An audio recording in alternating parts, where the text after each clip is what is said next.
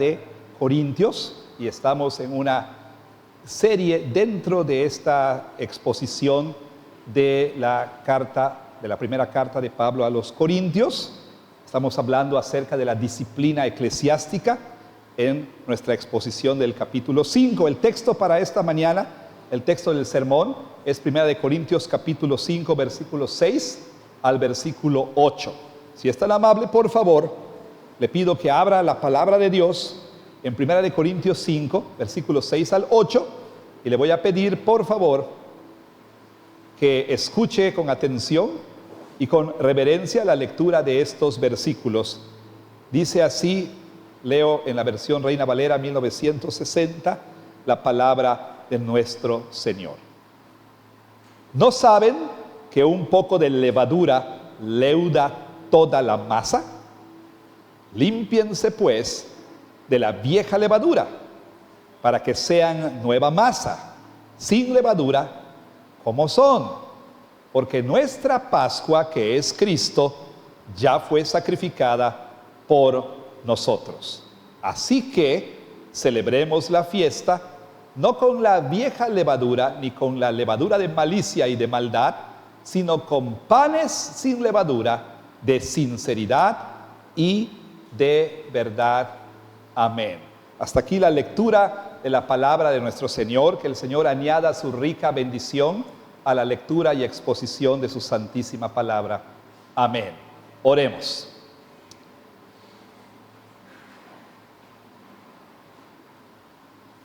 Te damos muchas gracias, Señor, por concedernos el don, la gracia de escuchar tu palabra. Y estamos pidiendo, Señor, en este momento, por el ministerio del Espíritu Santo. Siendo tú, Señor, aquel que tiene ojos como llama de fuego, que todo lo penetra. Es decir, estando todas las cosas desnudas ante tus ojos. Porque tu mirada penetra hasta lo más profundo, sin importar cuántas capas autoprotectoras hayamos puesto alrededor de nuestro corazón, sin importar cuán dura sea la coraza que se ha formado alrededor de nuestro corazón. Tú lo ves todo, tú lo sabes todo. El problema, Señor, es para nosotros, que estamos ciegos o no podemos ver lo que está ahí dentro. Y es que, Señor, quizá nosotros pensamos que hay fe verdadera en nuestro corazón y no la hay en realidad. Pero, Señor, también en nuestro corazón hay creencias controladoras, deseos controladores, los cuales están ocultos ante nuestros ojos. Por eso rogamos a Dios, el Espíritu Santo, que tome tu palabra, que es más cortante que toda espada de dos filos, y que penetra hasta partir el alma y el espíritu y discierne los pensamientos y las intenciones del corazón. Señor, que tome el Espíritu tu palabra y penetre a través de capas y capas de excusas, racionalizaciones, justificaciones, y entonces revele lo que hay en nuestro corazón o lo que no hay en nuestro corazón claramente ante nuestros ojos, para poder entonces, al ser confrontados con la realidad, ir a Cristo Jesús, huir a Cristo, ir a sus brazos para perdón, restauración y salvación. Te lo rogamos, Señor, y para ello te pedimos que quien predica no haga un mal trabajo, Señor, sino que con sencillez, claridad y fidelidad exponga tu palabra esta mañana. En el nombre de Jesús te lo pedimos. Amén. Hemos estado hablando de la disciplina eclesiástica, es decir, la manera en que el Señor ha ordenado a su pueblo tratar con la presencia del pecado en medio de la iglesia. Y hemos comentado a lo largo de esta serie que en tiempos de la llamada Reforma Protestante, algunos empezaron a hablar de marcas que identifican o distinguen a una verdadera iglesia.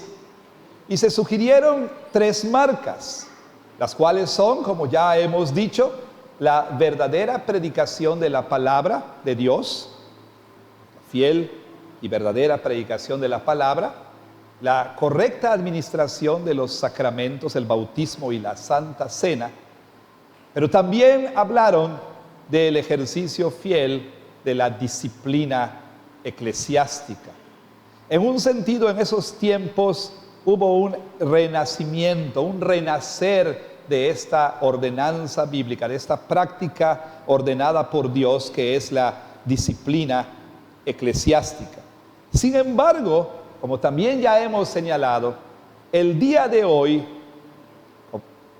es triste pero es verdad, la disciplina eclesiástica está cada vez más ausente de la iglesia, es decir, un número cada vez más creciente de iglesias optan por no practicar lo que se conoce como disciplina eclesiástica.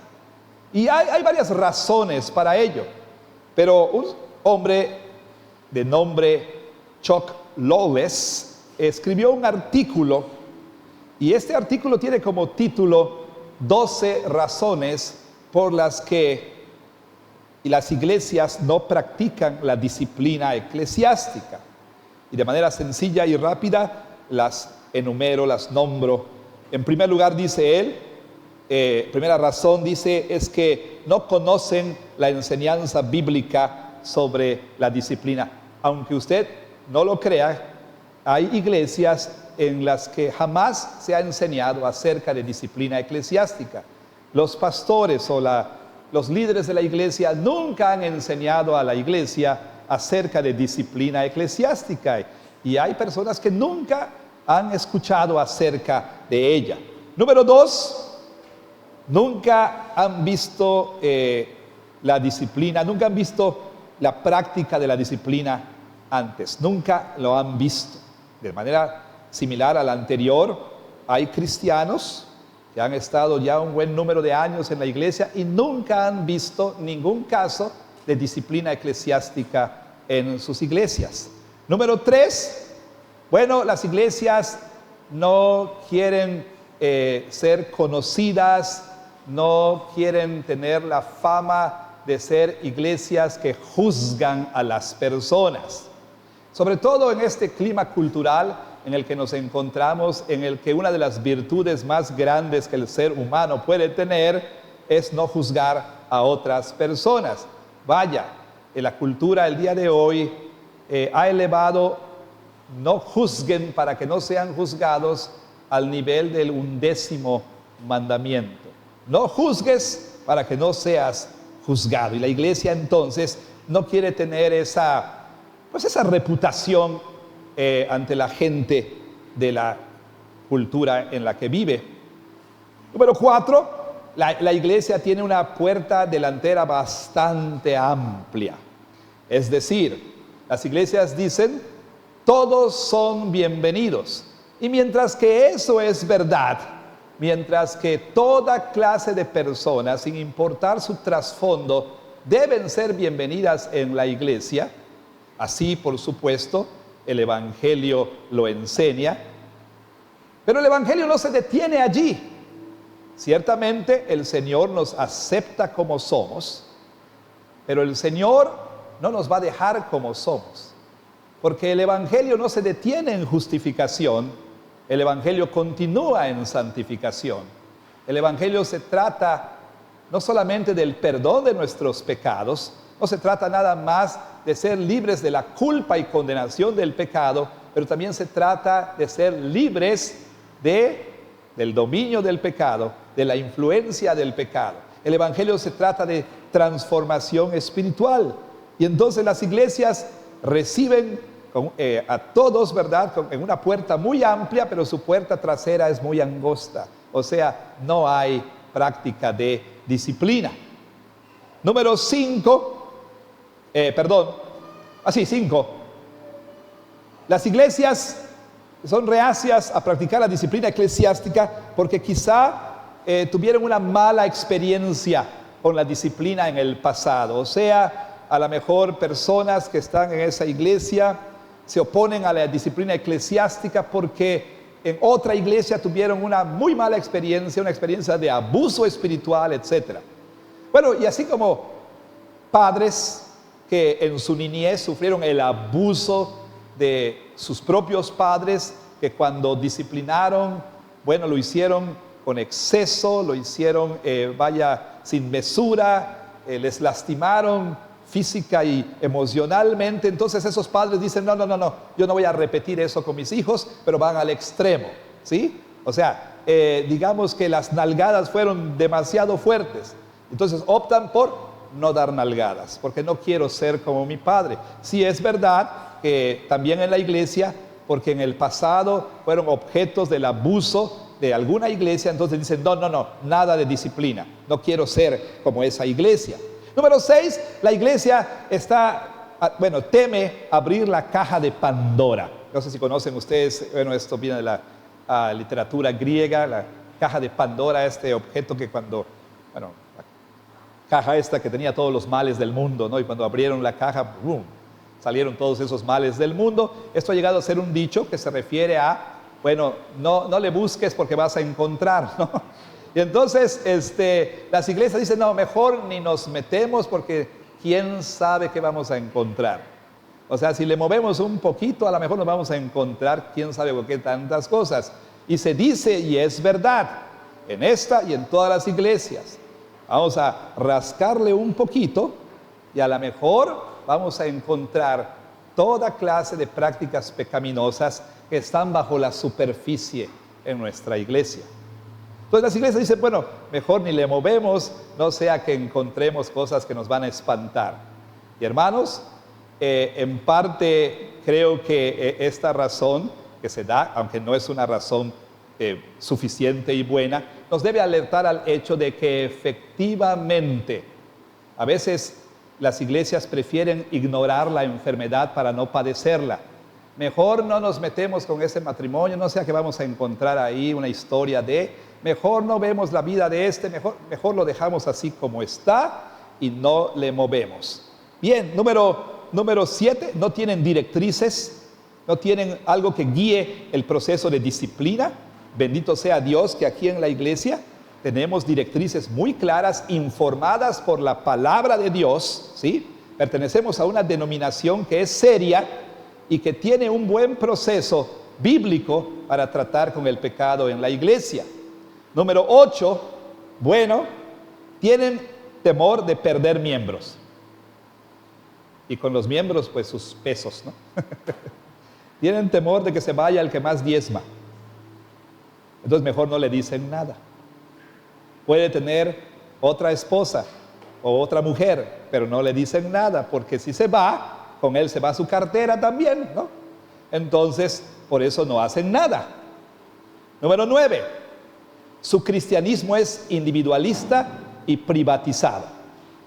Como ya hemos dicho, esto viene de la cultura en la que vivimos. Hemos sido tan infectados por esta cultura tan individualista que hemos llegado a pensar que el consistorio no tiene derecho de meterse en mi vida privada. Es mi vida privada y ustedes no tienen nada que ver en ella. Bueno, eso es cualquier otra cosa menos cristianismo. Número 10, tienen temor de ser legalistas. Y claro, algunas iglesias pueden ser legalistas, sí, por supuesto, pero no es una buena razón. También tienen la esperanza, número 11, de que el crecimiento por transferencia va a solucionar el problema. Y número 12, los líderes de la iglesia no disciplinan a nadie. ¿Por qué? Porque ellos mismos están practicando lo mismo. O sea, bueno, mejor no disciplino al hermano que está haciendo tal cosa porque yo estoy haciendo lo mismo. Mejor ni predico sobre eso, mejor ni lo menciono, o si lo menciono de pasadita, porque es lo mismo que estoy haciendo. Bueno, estas y otras razones pueden explicar en gran medida por qué la iglesia contemporánea no practica la disciplina eclesiástica. Ahora bien, como ya hemos dicho, esto no es nada nuevo. Aún el apóstol Pablo tuvo que lidiar con una iglesia que estaba reacia a practicar la disciplina eclesiástica, a pesar de que en medio de ella había una práctica pero tan perversa que ni aún los paganos la toleraban. Es decir, en medio de la iglesia de los Corintios había una relación incestuosa, ¿sí? Alguien tenía a la mujer de su padre, a su madrastra, y entonces cuando el apóstol Pablo se enteró de esto, Pablo inmediatamente les reprendió. Ahora Pablo sí les reprendió, por supuesto, por la presencia de ese pecado en medio de ellos. Sin embargo, el apóstol Pablo les reprende por algo más profundo. Y no me malentienda, no estoy diciendo que para el apóstol Pablo lo que estaba sucediendo no era un asunto grave y serio. Pero lo que estoy diciendo es que para el apóstol Pablo lo más grave y más serio era la reacción de las personas en la iglesia ante tal situación. Verá usted, en un sentido, por favor no me malentienda, solamente en un sentido. No debiéramos sorprendernos por la presencia de pecado en la iglesia. O tal vez no debiéramos sorprendernos quizá tanto. ¿Por qué? ¿Por qué no debiera sorprendernos encontrar en la iglesia prácticas pecaminosas, prácticas inmorales? Bueno, por al menos dos razones. Ya lo hemos dicho, lo traigo a su memoria o se lo menciono quizá para usted por primera vez. Número uno, porque en la iglesia visible, aquellos que profesan fe en Cristo junto con sus hijos, ¿verdad? La iglesia, la congregación local, la iglesia visible está formada de creyentes y no creyentes. O sea, como dicen por ahí, es una bolsa mixta de creyentes y no creyentes, porque, por favor, recuérdelo, no es lo mismo profesar fe que poseer fe. Eso es muy importante. No es lo mismo profesar fe, decir que soy cristiano, afirmar que soy cristiano y aún haber hecho, vaya, lo que se conoce en nuestro sistema como una profesión pública de fe en Cristo para llegar a ser miembro y aún haber sido bautizado, ¿verdad? No es lo mismo eso a poseer fe salvadora. Y en la iglesia hay personas que profesan ser creyentes, se congregan rutinariamente, pero que nunca han nacido de nuevo por obra del Espíritu Santo. Por lo tanto, entonces, no debiera sorprendernos que de pronto encontráramos pecado dentro de la iglesia. Y número dos, la otra razón es que aún los que ya hemos sido regenerados por obra del Espíritu Santo, pues no somos el producto terminado. Estamos en un proceso de santificación en el cual estamos muriendo cada vez más al viejo hombre, a la vieja vida, y estamos nosotros creciendo cada vez más en esta nueva vida que tenemos en Cristo. Y aún el mejor de los santos aquí es susceptible de cometer lo que este hombre cometió o algo peor. Todos nosotros. Por esa razón, en un sentido no nos debiera sorprender, pero lo que sí debiera alarmar, y el apóstol Pablo, es muestra de ello, lo que debiera alarmar es cuando la iglesia tolera la presencia de pecado. Eso nos debiera alarmar. Bueno, en un sentido más personal, también debiera alarmar el hecho de que los padres vean a sus hijos vivir en pecado y no hacer nada. Debiera alarmar también el hecho de que esposo y esposa vean al cónyuge cometiendo pecado, viendo cosas en internet que no debe ver, o lo que usted quiera, ¿sí? y no hacen nada, no hacen absolutamente nada. También debiera alarmarnos el hecho, a nosotros mismos, debiéramos nosotros estar alarmados cuando vemos pecado en nuestra vida y lo justificamos, lo racionalizamos y no hacemos nada al respecto. Entonces, Pablo aquí realmente está reprendiéndoles por su reacción. ¿Qué reacción tuvieron estas personas? En lugar, dice Pablo, de estar lamentándose, en lugar de estar llorando, en lugar de estar derramando lágrimas, ustedes están envanecidos. Vaya, como ya hemos dicho, ellos se sentían una iglesia súper espiritual, muy open mind, ¿sí? Muy progressive, ¿verdad? Muy progresista. Y entonces ellos decían, hombre, no pasa nada, no pasa nada. Ese hombre, a pesar de lo que está haciendo, está en la iglesia, o sea, está en la iglesia. Y lo que está haciendo no nos afecta, seguimos siendo la iglesia. Algunos comentaristas piensan que ese hombre, el hombre de este problema, era pues el que diezmaba más en la iglesia, ¿no? Era el más influyente en la iglesia y la iglesia no hacía absolutamente nada. No podemos saber eso con certeza. Lo cierto es que estos estaban jactándose. Y entonces Pablo les reprende y les llama a la acción y les dice: saquen a ese perverso de en medio de ustedes, excomúlguenlo, expúlsenlo de la iglesia, y les da directrices para el proceso disciplinario en los versículos 3 al 5. Ahora bien, quizá algunos en la iglesia de Corinto habrán pensado: oye, Pablo, ¿no estás siendo demasiado duro? ¿No estás así como que exagerando, Pablo? Vaya, bastaba pues una nalgada, pero Pablo lo estás agarrando a trompones, ¿no? ¿No te estás pasando aquí? ¿No te estás pasando de la raya con eso de expulsarlo? ¿Cómo que expulsarlo? ¿Por qué? ¿Por qué, Pablo? Entonces, lo que Pablo entonces hace a continuación es dar una ilustración de la vida diaria para explicar la razón, para explicar el porqué. Y mediante esa ilustración, Pablo les comunica una verdad muy importante. Y la verdad puede ser enunciada de muchas maneras. Una de ellas es que cuando el pecado se deja sin atender, cuando no se lidia con el pecado, esto puede afectar a toda la iglesia.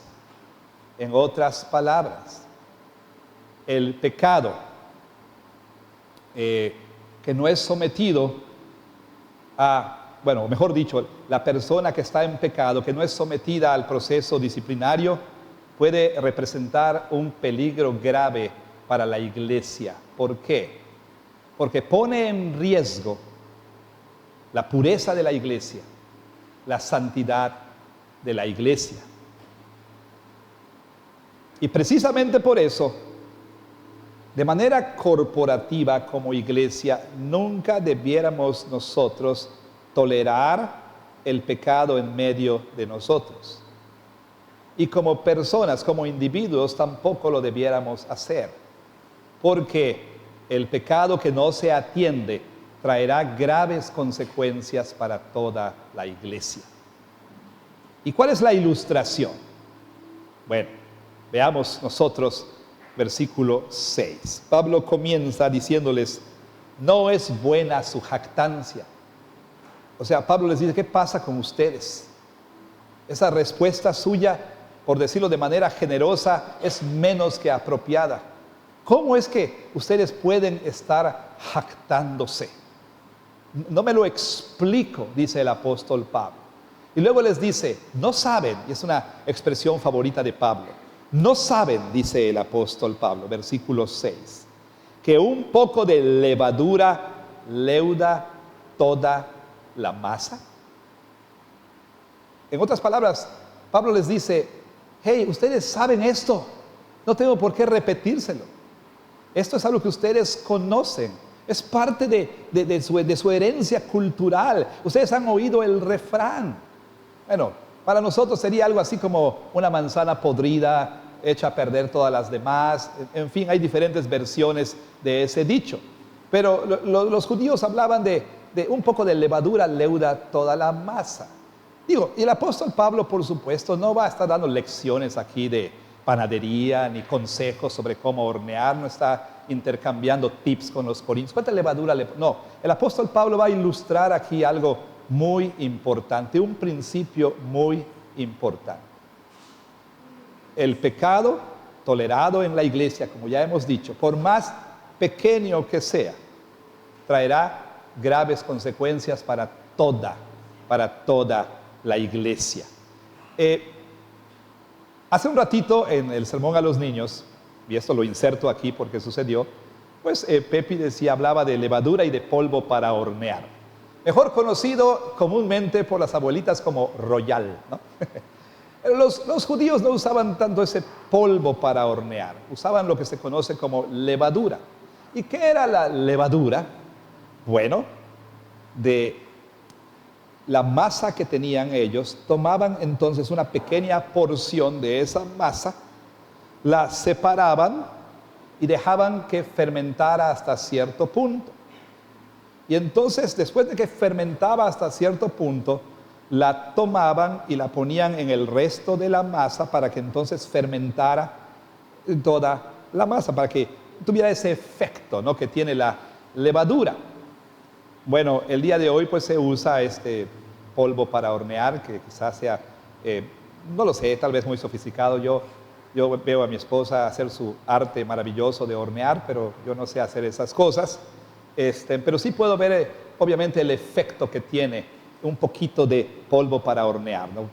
Cómo infla toda la masa, cómo hace que toda la masa, sin faltar una parte, sea afectada por, valga la redundancia, por el efecto que produce. Entonces Pablo está usando esta ilustración de la vida cotidiana para llamar su atención a ese principio tan importante, a esa verdad tan importante que hemos mencionado. Y él ha dicho anteriormente en los versículos 3 al 5 que la disciplina era para el bien de la persona, del pecador mismo. Quizá lo recuerde, si no, déjeme decirle. Pablo dice: expulsen a ese perverso. ¿Para qué? Entréguenlo a Satanás, dice él. Excomúlguenlo. ¿Sí? ¿Para qué? Bueno, el apóstol Pablo dice así, versículo 5. Para destrucción de la carne, a fin de que el espíritu sea salvo en el día del Señor. Ya hemos hablado, y en la sobremesa Dina hizo una pregunta sobre qué significa esto de entréguenlo a Satanás. Bueno, de manera muy sencilla, aunque nosotros no lo creamos, porque tenemos un tan pobre y tan bajo concepto de la iglesia, no creemos que la iglesia, no me refiero a las 4 paredes aquí físicas, sino por supuesto al templo espiritual que es la iglesia, es el reino del Señor Jesucristo, es una anticipación de ese reino, es una manifestación de ese reino, es donde Dios dispensa su gracia salvadora, donde Dios da bendiciones espirituales, donde Dios protege espiritualmente a los suyos. Cada iglesia es una especie de colonia del cielo, ¿sí? Cada iglesia representa la recolonización de aquello que era suyo, de aquello que era del Señor. Es un avance del reino. Cada iglesia es una embajada del reino, es un puesto de avanzada en un mundo usurpado por el reino de las tinieblas. Estar fuera de la iglesia es estar a merced de Satanás, ¿sí? Es estar sin la protección de Dios. Estar fuera de la iglesia es ser privado de la protección espiritual de Dios.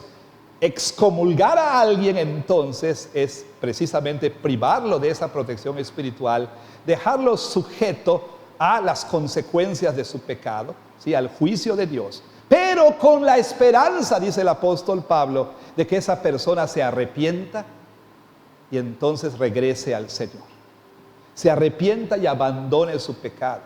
Hermanos, a veces podemos pensar que la disciplina eclesiástica es un acto cruel, pero no, es por amor a la persona, es, pensando en el bien de esa persona. Los padres que piensan que negarle 2 nalgadas a su hijo es hacerles bien, están haciéndole un gran mal a sus hijos, un muy grande mal, cuando les retiran la disciplina, ¿sí? De la misma manera, cuando alguien es disciplinado en la iglesia, eso es por su propio bien. Y si aún se llega al extremo de excomulgarlo, es con la esperanza de que esta persona vuelva al Señor. El fin último no es punitivo, sino es restaurativo. Pero también el apóstol Pablo les dice, ciertamente la disciplina es para el bien de la persona, pero aquí en los versículos 6 al 8, Pablo dice que la disciplina es para el bien de toda la congregación. Remover, quitar a ese individuo es para el bien de la iglesia. ¿Por qué? Porque dejarle ahí, entonces podría corromper a toda la congregación. Digo, y es muy interesante, y no lo ensayamos así, pero como en el caso de los niños, ¿verdad? Y uno puede pensar, bueno, los niños son niños, se distraen mucho, está bien, lo que usted quiera. No vamos a discutir eso ahorita. Pero estaban todos atentos hasta que uno de los niños aquí empezó a distraer a los demás. ¿Y qué cree? Pronto, 2 o 3 empezaron a distraerse y empezaron a jugar y a no prestar atención. Basta que alguien en la banca saque su celular para que todos los demás dejen de asistir. Basta que uno empiece a conversar de otras cosas para que todos los demás dejen de atender, perdón, es lo que quise decir. Basta con que uno de nosotros aquí, ¿verdad? Para que todos entonces dejemos de prestar atención al sermón. Así de simple. Pero también basta, hermanos, con uno de nosotros que esté practicando algún pecado, ¿sí? Y que no reciba consecuencia alguna para que otros sean animados a hacerlo. Bueno, si él lo hace, ¿yo por qué no? Y si a él no le hacen nada, pues entonces yo también puedo hacerlo. Basta entonces con una persona para que toda la congregación se corrompa. Y entonces la excomunión es para el bien de la iglesia. Ahora, aquí el apóstol Pablo, volviendo aquí a nuestro texto, después de recordarles esta realidad, les da un mandamiento en el versículo 7. Una exhortación: límpiense pues de la vieja levadura para que sean nueva masa sin levadura, como son, porque nuestra Pascua, que es Cristo, ya fue sacrificada por nosotros. El apóstol Pablo entonces, después de haber usado esta ilustración de la vida cotidiana, les llama entonces a limpiarse de la vieja levadura. ¿Qué quiere decir el apóstol Pablo? Dice: límpiense de la vieja levadura para que sean nueva masa sin levadura, como son. ¿Sí? Bueno, la levadura con el tiempo llegó a ser un símbolo para el pecado, ¿sí? Y entonces Pablo les dice: límpiense de la vieja levadura para que sean una nueva masa. Para que sean una nueva masa sin levadura, como son. Y luego dice: porque Cristo, nuestra Pascua, ya fue sacrificado. Pablo entonces les recuerda a ellos de dos de las fiestas más importantes en el calendario religioso o litúrgico de los judíos, que de hecho realmente era el calendario, porque culto y cultura era lo mismo, ¿no?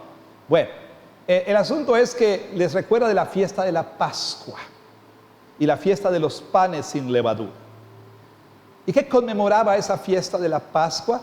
La liberación de Israel de la esclavitud de Egipto, la redención de Israel, la cual era seguida esta fiesta por otra fiesta, la fiesta de los panes sin levadura, recordando aquella noche cuando el Señor les instruyó a sacrificar un cordero, poner su sangre en el dintel para que el ángel de la muerte no tocara esa morada, y entonces asar el cordero, ¿sí? Y comerlo, acompañado de hierbas amargas para recordar la amargura de la esclavitud en Egipto, y de panes sin levadura. ¿Por qué panes sin levadura? Sencillamente porque iban a salir a prisa y no tenían tiempo para esperar que la masa fermentara. Entonces, en recuerdo y conmemoración de esa gran liberación, en recuerdo del sacrificio del Cordero Pascual que les trajo liberación de la esclavitud y les llamó a una nueva vida, como el pueblo santo de Dios, ahora ellos debían conmemorar esa ocasión con estas fiestas. Ahora, como leímos, guiados por nuestro hermano Noé hace un momento, en ese tiempo de la celebración no debía hallarse levadura en las casas, ni en el tabernáculo, para recordar esa noche. ¿Qué está diciendo el apóstol Pablo aquí con todo esto cuando les dice, límpiense pues de la vieja levadura para que sean nueva masa? Está diciendo el apóstol Pablo, a ver, miren, ustedes dejen de cometer pecados para que ya se conviertan en el pueblo de Dios. No, realmente Pablo está haciendo lo contrario. El apóstol Pablo les está diciendo, porque ustedes ya son el pueblo santo del Señor, debieran limpiarse de toda levadura, de todo pecado. Porque Cristo Jesús fue sacrificado para su redención. Porque el Cordero santo y sin mancha derramó su sangre en la cruz del Calvario para limpiarles y lavarles y restaurarles y redimirles y rescatarles. Entonces ustedes ya deben vivir una nueva vida. Ya no deben ustedes tolerar el pecado en su vida. Ya no deben seguir las viejas prácticas pecaminosas. Ustedes deben ser nueva, dice el apóstol Pablo, una nueva masa, sin levadura, dice. Pero noten cómo lo dice el apóstol Pablo en el versículo 7. Límpiense pues de la vieja levadura para que sea nueva masa. Y algunos dirán, ahí está. Lo que el apóstol Pablo está diciendo es que esos corintios deben limpiarse de pecado para que entonces ya sean el pueblo de Dios. Pero luego noten que dice, para que sea nueva masa sin levadura como son. Eso es lo que ustedes son ya. Ustedes ya son ese pueblo santo de Dios que ha sido redimido y rescatado y limpiado con la sangre del Cordero. Cristo Jesús, la Pascua de ustedes ya fue sacrificada. Por lo tanto, dice el apóstol Pablo, ustedes entonces deben celebrar la fiesta. Algunos piensan que Pablo está hablando aquí de la Santa Cena. No creo que ese sea el caso. Más bien él está llamando a los corintios a celebrar el nuevo, segundo y mejor éxodo. Uno más grande, al que apuntó el primer éxodo. No les está llamando a celebrar la Pascua. No está llamando a que los cristianos celebremos la cena Seder ahí cada año junto con la cena del Señor. No nos está llamando a judaizarnos, a celebrar la Pascua. No, el apóstol Pablo está diciendo, esa Pascua que ocurrió 1400 y tantos años antes de la venida de Cristo, esa primera Pascua era un tipo de la verdadera Pascua. Esa Pascua, la primera Pascua celebrada, ese evento redentor llegó a ser paradigmático de la redención. Y a lo largo de todo el Antiguo Testamento, la gente era llamada a mirar de regreso al evento redentor del Éxodo.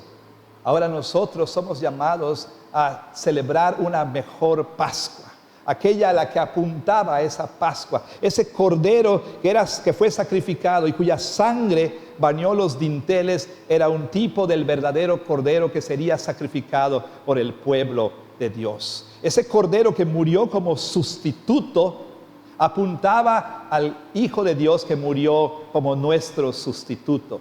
Ese cordero que fue sacrificado para que el juicio de Dios no cayera sobre los israelitas como caería sobre los egipcios. Cristo Jesús fue sacrificado para recibir el juicio que era nuestro. Y el cordero que fue sacrificado para servir de alimento durante el peregrinaje apuntaba al cordero que sería nuestra comida espiritual en el sacramento de la comunión, que ofrece su cuerpo y su sangre de manera espiritual para alimentarnos. Pablo está llamándonos a celebrar nuestra redención. Está llamándonos a celebrar que somos un nuevo pueblo, que somos el pueblo santo del Señor. ¿Por qué? Porque Cristo ya fue sacrificado por nosotros. Por tanto, dice Pablo, debemos nosotros, dice Pablo, vivir en consecuencia de esto que ya ocurrió. Noten, Pablo, como hemos dicho, no nos da imperativos antes de darnos indicativos, de ninguna manera. El apóstol Pablo no dice, hagan esto para que lleguen a hacer lo otro. No es que la iglesia llegará a ser el pueblo de Dios por medio de limpiarse a sí mismos de todo pecado. Más bien, la iglesia es el pueblo de Dios porque la muerte sacrificial de Cristo nos ha convertido en el pueblo santo del Señor. Y entonces, por eso Pablo dice en el versículo 7, límpiense de la vieja levadura. Ya no hay lugar en ustedes para esa vieja levadura. Ya no hay lugar para el pecado en la vida de aquellos que han llegado a ser el templo santo del Señor. Su identidad, el quiénes son, debe informar su conducta. Ustedes ya son un pueblo santo, vivan como santos. Ustedes han sido limpiados ya, entonces mantengan limpio el templo del Señor, mantengan limpio, por supuesto, el pueblo de Dios. Ustedes deben llegar a ser lo que ya son por la gracia de Dios. Noten cómo lo dice el apóstol Pablo. Dice, celebremos la fiesta, no con esa vieja levadura, ni con la levadura de malicia y de maldad. En otras palabras, está diciendo, tú ya eres rescatado por Cristo. Ya no debe haber pecado en tu vida, no debes tolerar el pecado en tu vida, no debes tú practicar el pecado, no debes ser indulgente con el pecado. Dice, debemos nosotros vivir como, celebrar la fiesta con panes sin levadura, de sinceridad y de verdad. Una vida sincera y una vida que verdaderamente sea una vida cristiana. Lo mismo que el apóstol Pedro dice en el pasaje que leímos como seguridad del perdón. Permítame, por favor, llamar su atención a ese pasaje una vez más. Dice Pedro así, en Primera de Pedro. Dice en el capítulo 1, como hijos obedientes, versículo 14, no se conformen a los deseos que antes tenían, estando en su ignorancia. O sea, ustedes ya no deben vivir como vivían antes de ser cristianos, sino como aquel que les llamó es santo, sean también ustedes santos en toda su manera de vivir. No el domingo en la mañana, no en tu tiempo devocional nada más, no en tu vida espiritual, no en tu vida religiosa. Debes ser santo en toda tu manera de vivir. ¿Por qué? Porque escrito está, sean santos porque yo soy santo. Y si invocan por Padre a aquel que sin acepción de personas juzga según la obra de cada uno, condúzcanse en temor todo el tiempo de su peregrinación. La imagen del éxodo, ¿verdad? Estamos en un nuevo éxodo. Como Israel hemos sido rescatados y estamos en un nuevo éxodo, rumbo a la tierra prometida. Durante todo el tiempo de su peregrinación dice, condúzcanse con temor. Dice, sabiendo, y aquí está, noten, el imperativo de conducirse con temor, de vivir una vida santa, tiene como base esto que él dice, sabiendo que fueron rescatados de su vana manera de vivir, no con cosas corruptibles como oro o plata, sino con la sangre preciosa de Cristo como de un cordero sin mancha y sin contaminación. Porque ya han sido rescatados de su vana manera de vivir, condúzcanse en temor durante toda su vida. No se conformen a los deseos engañosos. En pocas palabras, en el lenguaje del apóstol Pablo, sean panes sin levadura. Límpiense de la vieja levadura. Ya no debe haber levadura en ustedes, porque ustedes han sido ya rescatados con la sangre del Cordero de Cristo Jesús, como de un cordero sin mancha y sin contaminación. Como iglesia, esto nos llama ¿a qué? Nos llama a ser fieles en el ejercicio de la disciplina eclesiástica. Los ancianos de la iglesia que tienen esta responsabilidad. Pero la iglesia entera debemos ser fieles. Ya hemos hablado de que la disciplina comienza con la responsabilidad de cada uno. Papá, mamá, ¿está usted tolerando el pecado de su hijo o de su hija? Ve y usted sabe que lo que su hija o su hijo están haciendo está mal, pero usted, cual Elí en el Antiguo Testamento, no les estorba. Usted se ha rendido, ha capitulado, en lugar de ser el pastor que debe guiar, ha llegado a ser el seguidor de sus hijos. Usted, papá y mamá, ve a su hijo cometiendo pecado, en alguna práctica, por más inocua que ésta parezca, por más insignificante que ésta parezca, ¿sí? Y los ve, pero no hace nada en lo absoluto y sigue tolerando esa práctica, esa relación, ¿sí? O esa manera de vestir, esa manera de hablar, esas amistades, esos hábitos en las redes sociales, esos programas en las series, esos animes. Y puedo seguir y seguir y seguir y seguir. ¿Está usted tolerando todo esto? Piense lo que el apóstol Pablo dice aquí. ¿Cómo llamar a su hijo? Si su hijo profesa fe, dile: hijo, se supone que eres cristiano y que ya eres parte de este pueblo que fue el resultado de la muerte de Cristo Jesús. Se supone que ya has sido limpiado por la sangre de Cristo. Se supone que tú invocas por Padre a el Señor. Pues como Él es santo, tú debes ser santo. No se trata nada más de una reprimenda. Se trata de traer el Evangelio a su vida y recordarle su identidad. ¿Quién es en Cristo? Tú ya no puedes vivir de esta manera porque te identificas con Cristo y con su pueblo. No debe haber levadura en esta nueva masa. Ya fuiste liberado de esa vieja levadura. Entonces, papá, ¿qué está haciendo usted? Esposo, ¿qué está haciendo usted cuando ve a su esposa en pecado? Esposa, ¿qué hace usted? Hermanos y hermanas en la iglesia, el proceso comienza con nosotros. Comienza cuando vemos a nuestro hermano pecar. Usted piensa, es asunto suyo, es su vida. Si ese pecado se deja prosperar y se deja crecer, va a afectar a toda la iglesia, va a corromper a toda la iglesia, va a traer el juicio de Dios para toda la iglesia. Entonces, no podemos tolerarlo de ninguna manera.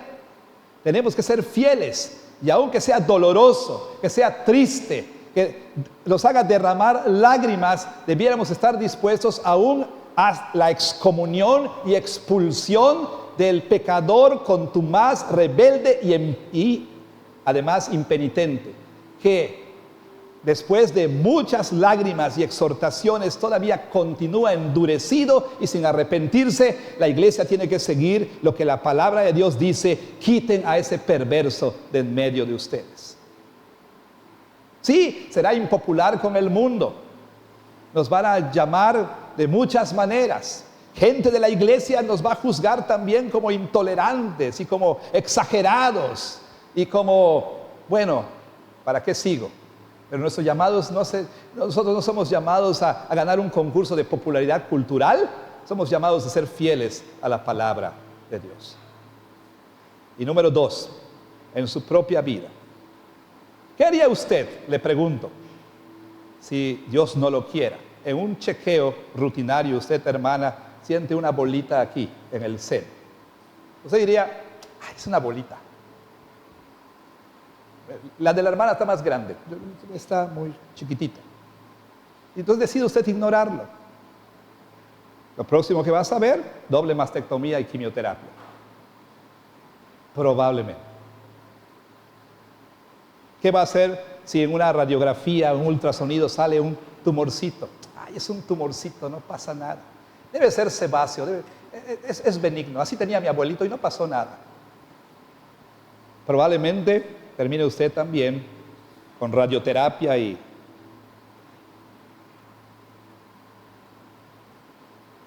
en una caja, ¿no? 3 metros bajo tierra. Lo peor que puede hacer usted es ser indiferente o justificar o racionalizar. Si hay una práctica en su vida pecaminosa que usted ha estado tolerando, está siendo indulgente con usted mismo, se está permitiendo pecadilos, ¿no? Se permite un poquito de lujuria, no tanto, o como se dice por ahí, lo que la Biblia prohíbe es la segunda mirada, así que mira bien, ¿no? Si usted está ahí dejando que este pecado crezca y crezca, esto va a significar a la postre dos cosas. Una, probablemente que usted nunca fue cristiano. ¿Sí? O dos, que usted termine también excomulgado de la iglesia. Nadie fue excomulgado, vaya, en el primer día, sino después de mucho tiempo que el pecado fue dejado, o se le dejó pasar, se le toleró, se le justificó, se racionalizó, se excusó. Así que, pues todos somos llamados el día de hoy a escuchar lo que el apóstol Pablo dice. ¿Te estás jactando de que como iglesia somos una iglesia tolerante? ¿Nos estamos jactando de eso? Por ahí se dice, hay un dicho popular entre muchos cristianos el día de hoy: la única diferencia entre los no cristianos y los cristianos es que los cristianos somos perdonados. Y con eso se quiere justificar de que la única diferencia es que creemos en Cristo y nuestros pecados fueron perdonados, pero seguimos viviendo igual que como vivíamos antes, o seguimos viviendo igual que los no cristianos. La única diferencia es que yo ya fui perdonado y ellos no. Pero nos olvidamos una vez más, como dije al principio, que el Evangelio no se trata solo de justificación, el Evangelio también es santificación. El Evangelio se trata de transformación espiritual, de crecimiento en gracia, cada vez más y más en semejanza de Cristo Jesús. Ahora, si nosotros pensamos que este asunto de la santidad es un asunto menor, solamente recordemos lo que el escritor de Hebreos dice. Él dice que la disciplina nos es provechosa. ¿Sí? ¿Por qué? Porque Dios nos disciplina, ¿para qué? Para que participemos de su santidad. ¿Por qué? Porque sin santidad nadie verá al Señor. Sin santidad nadie verá al Señor. Entonces no pretenda usted que tolerar el pecado, ya sea en la iglesia o en la vida de nuestros hijos o de nuestro cónyuge o en nuestra propia vida, es un asunto de menor importancia. Hermanos, aunque no lo creamos, la disciplina es para nuestro bien, ya sea individualmente o corporativamente. Por eso Pablo llama entonces a estos corintios y nos llama a nosotros: limpiémonos de la vieja levadura para que seamos una nueva masa. ¿Por qué? Porque eso somos. Dicho de otra manera, porque somos el pueblo santo del Señor, debemos vivir en santidad. Para decirlo de otra manera, porque ya somos ese pueblo santo, porque Cristo, nuestra Pascua, fue sacrificada, entonces no hay lugar para levadura en esta nueva masa. Es decir, nuestro llamado entonces es a tratar oportunamente con el pecado, porque el pecado que se deja ahí sin tocar, el pecado que se tolera, terminará afectando a toda la iglesia.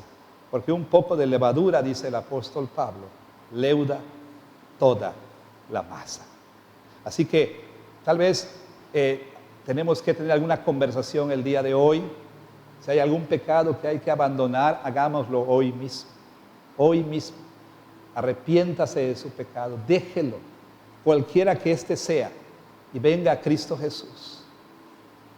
Recordemos, hermanos, Cristo, nuestra Pascua, ya fue sacrificada. En Cristo hay perdón, en Cristo hay restauración, en Cristo hay limpieza. No importa lo que estemos practicando, no importa lo que hayamos hecho, por más grosero, grotesco, escandaloso que haya sido, por más que estemos avergonzados de ello, vengamos a Jesús. En Jesús hay perdón, hay limpieza, hay restauración. Vengamos hoy mismo al Señor. Así, hermanos, entonces, que Dios bendiga su santísima palabra. Amén.